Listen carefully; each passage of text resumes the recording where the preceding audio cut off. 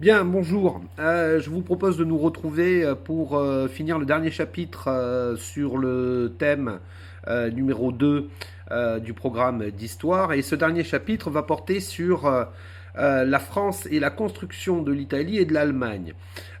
Pour entamer ce chapitre, je tiens à vous préciser la chose suivante, c'est qu'il faut maîtriser un certain vocabulaire. On l'a déjà vu, mais je vais brièvement le rappeler. La notion de pays. Qu'est-ce qu'un pays? Un pays, c'est simplement un territoire qui est délimité par des frontières. Ensuite, la notion de nation. J'ai insisté lourdement depuis le début de l'année sur l'importance de ce terme-là. Une nation, c'est une population qui a conscience d'avoir la même langue, qui a cette conscience d'avoir une même culture, qui a conscience d'avoir un passé commun et qui a la volonté de forger un futur commun. C'est ce qui va donner le mot de nationalisme. Hein. Le mot nationalisme, c'est ça, c'est cette fierté d'appartenir à un peuple qui veut créer sa propre histoire. Ensuite, la notion de État. Un État, c'est quoi? Ça s'écrit toujours avec un E majuscule. Hein. La notion d'État, c'est cette structure politique qui permet de diriger à la fois le pays et la nation. Donc, il faut déjà en prérequis que ces notions elles soient parfaitement bien comprises.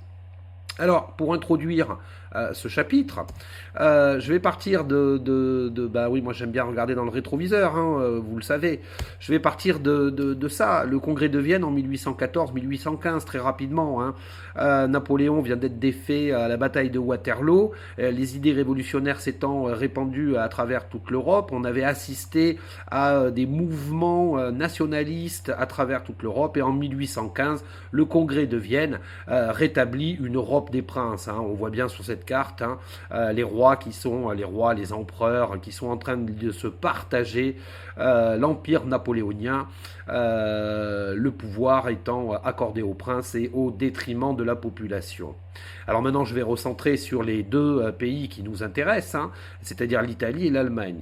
Donc, au nom de ce congrès de Vienne, voilà la situation de l'Italie, aux alentours de 1850. Hein, ne faites pas attention aux dates qui apparaissent sur le document. En fait, quand vous êtes en 1850 en Italie, vous n'êtes pas dans un pays délimité par une seule frontière, avec un peuple uni et une capitale qui serait Rome. Vous êtes dans une région italienne qui est divisée en 8 royaumes différents. Voilà. Et à la tête de chacun de ces royaumes différents, eh bien, vous avez des princes différents. Euh, c'est ce qui explique que vous ne pouvez pas parler de l'Italie telle qu'on peut en parler maintenant. Pire, la situation est complexe parce que si vous prenez le royaume de Lombardie-Vénétie qui est situé au nord de l'Italie, vous avez bien une population qui est italienne, hein, une population qui parle italien, qui a cette culture italienne, et pourtant le royaume de Lombardie-Vénétie, il est rattaché à l'Empire autrichien. Il n'y a donc pas d'unité italienne.